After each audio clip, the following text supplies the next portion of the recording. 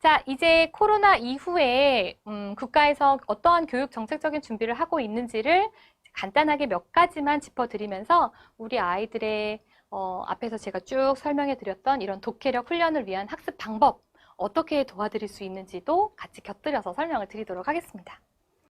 자, 대한민국에서 코로나 2월달, 3월달에 터지고 계속 개학 연기하고 더 이상 미룰 수 없다 해서 4월달에 온라인 수업이 시작이 되었을 때 굉장히 많은 혼선들이 있었습니다.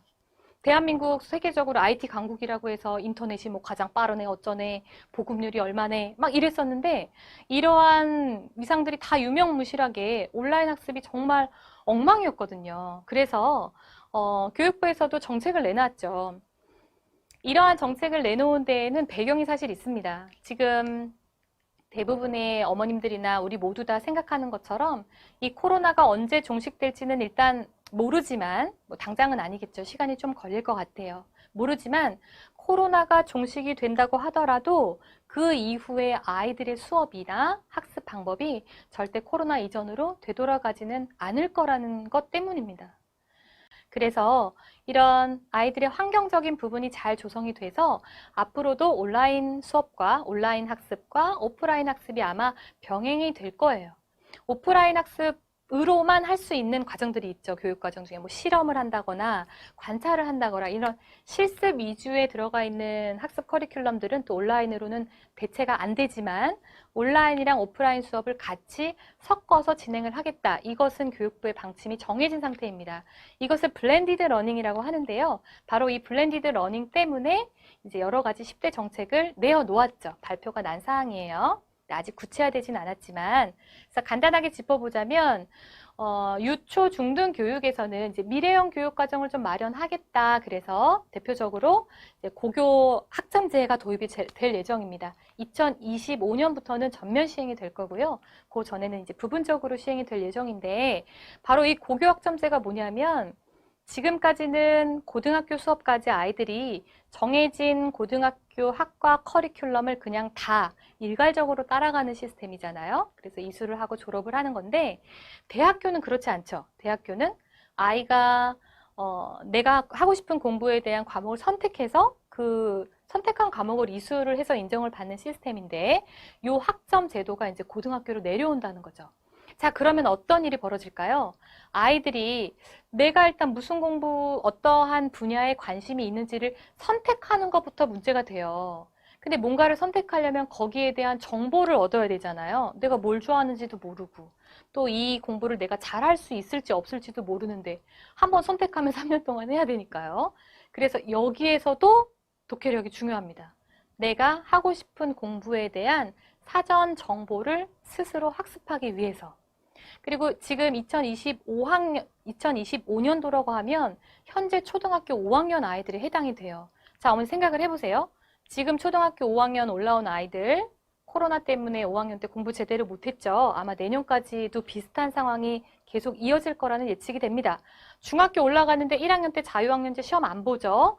중학교 2학년, 3학년 때 2년 준비하고 나면 얘네들이 바로 그 고교학점제에 적용이 되는 아이들이에요. 그래서 관심을 가지고 좀 지켜보셔야 될 것 같고요. 이런 미래형 교육이나 온라인, 오프라인 교육을 병행하는 블렌디드 러닝을 위해서 AI를 잘 활용할 수 있는 교원들을 확보하기 위한 정책도 제도를 마련하겠다고 합니다. 또 학생이 주인인 미래형 학교를 구현하고 이제 교육의 안정망을 구축하겠다. 이런 정책들이 지금 굵직굵직한 정책들로 가닥이 잡혀 있어요. 자, 고등부는 어떤가요? 고등부랑 이제 평생교육. 예전에는 이 평생교육이란 말이 없었죠. 근데 지금은 정보가 워낙 오픈되어 있고 또 시대마다 정보의 변화가 굉장히 빠르게 이루어지다 보니까 진짜 사회생활을 하면서도 계속 새로운 지식이나 어떤 것들을 습득하고 자기 개발을 할 수 있는 그런 시대를 저희가 살아가고 있습니다. 그래서 협업이나 공유를 통한 대학과 지역의 성장을 지원하겠다라는 정책을 지금 발표를 했고요. 그 다음에 미래사회의 어떤 핵심 인재를 양성하고, 그 다음에 직업교육을 내실화하고, 그 다음에 전 국민이 전 생애 동안 학습을 할 수 있도록 이런 부분에 대한 것들을 많이 보장하겠다고 하네요. 자, 마지막 2가지 더 있습니다. 자, 이런 앞에 8가지들을 잘 이루어가기 위해서 교육부에서 기반을 구축하려고 한다고 해요. 이 디지털 전환. 이제 오프라인 수업만으로는 못 돌아가니까요. 온라인 수업을 같이 병행하기 위한 디지털 전환을 위한 설비나 환경을 조성하는 것이 굉장히 급한 과제이잖아요. 그래서 이러한 교육 기반을 통일하게 마련하기 위해서 K-에듀 통합 플랫폼이라는 것을 개발하고 상용화한다고 하네요. 그래서 아이들이 모두 다 똑같은 환경에서 균일한 학습을 제공받을 수 있도록 이런 온라인 학습 통합 플랫폼이 또 개발이 될 예정이라고 합니다. 자, 지금까지 제가 이제 앞으로 코로나 이후에 어떠한 교육의 정책적인 변화들이 있을지를 좀 짚어봐 드렸는데, 굵직한 내용은 이거예요. 아까 제가 말씀드린 블렌디드 러닝이 계속 이어질 것이다. 그러니까 아이들은 결국은 자기주도 학습 역량을 키우지 않으면 안 되는 시대가 됐어요, 이제. 예전 같으면 쪽집게 과외다, 뭐, 강의 잘하는 학원이다 이렇게 찾아다니면서 뭔가 외부에서 지식을 이렇게 주입해서 성적을 올리는 것이 가능한 시대였습니다.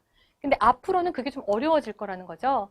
아이가 자기가 필요한 공부를 스스로 찾아서 하고, 그 다음에 독해력을 기반으로 한 이해력, 그 다음에 분석력, 문제 해결 능력을 증진시켜야 되는 과제가 남아있네요. 자, 어떻게 공부를 하면 좋은지에 대한 얘기는 앞에서 계속 설명을 드렸는데, 뜬구름 잡는 것처럼 그런 거를 어떻게 내가 집에서 아이들을 봐주지? 이런 또 우려나 그 걱정도 마음 한켠에 있으실 것 같습니다. 그래서 매일국어에서 아이들의 기본적인 교과 이해를 위한 학습을 위한 독해 역량을 어떤 식으로 도와줄 수 있는지 프로그램을 좀 간단히 보여드리면서 이제 이번 설명회를 마무리하려고 하는데요.